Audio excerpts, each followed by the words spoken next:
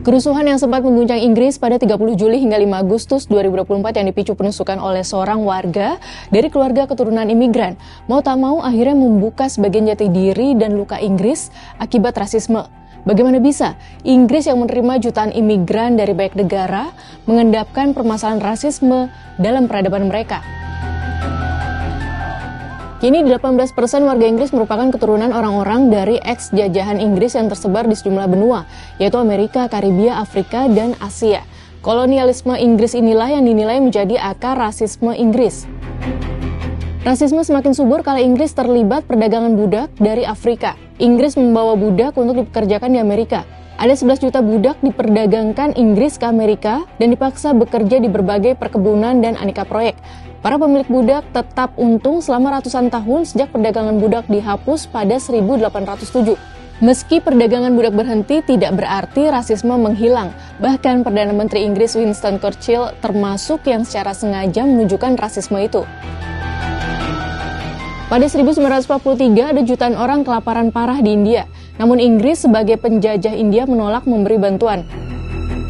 Churchill menyebut bantuan tidak berguna karena orang India beranak seperti kelinci. Alih-alih menggunakan kata gave birth yang lazimnya dipakai manusia, Churchill kala itu menggunakan istilah breeding yang biasa dipakai untuk hewan. Penggunaan istilah itu menyiratkan rasisme. Jejak rasisme yang menganggap remeh bangsa lain juga pernah menjadi bumerang bagi Inggris. Pada 22 Januari 1879, pasukan Inggris dihancurkan pasukan suku Zulu di Afrika. Kala itu ada 20.000 pasukan Zulu dan hanya 2.000 orang Inggris. Lalu Januari 1885, Inggris dikalahkan pasukan Afrika di Sudan. Lagi-lagi karena Inggris menganggap remeh pasukan Afrika. Di Perang Dunia Pertama, Inggris juga menelan kekalahan dari pasukan Turki pada April 1916 di kota Kut.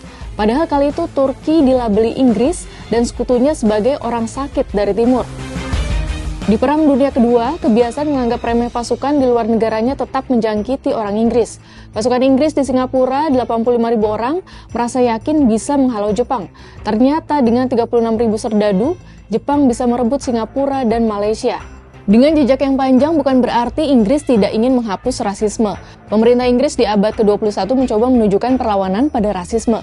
Pemerintah Boris Johnson membuat penyelidikan dan menyimpulkan rasisme masih ada di negara itu. Meski demikian, rasisme dinyatakan bukan bagian kebijakan pemerintah. Namun hal ini dikritik oleh Profesor Kajian Kulit Hitam Universitas Birmingham City, Kevin Andrews, yang mengatakan hasil laporan tersebut tidak memahami masalah rasisme di Inggris secara utuh, hanya tindakan kehumasan, dan seolah menyatakan tidak ada masalah rasisme di Inggris. Sementara keluarga kerajaan Inggris juga berupaya menunjukkan inklusivitas dalam keluarganya. Mereka mencontohkan Meghan Markle diterima menjadi menantu Raja Charles III. Adapun Markle disebut keturunan Afrika. Benarkah demikian? Yang pasti hingga kini praktik rasisme masih terlihat, salah satunya di kepolisian Inggris. Orang kulit hitam 3 kali lebih berisiko ditangkap polisi dibandingkan orang kulit putih. Rasio tahanan kulit hitam yang tewas 2 kali dari tahanan kulit putih.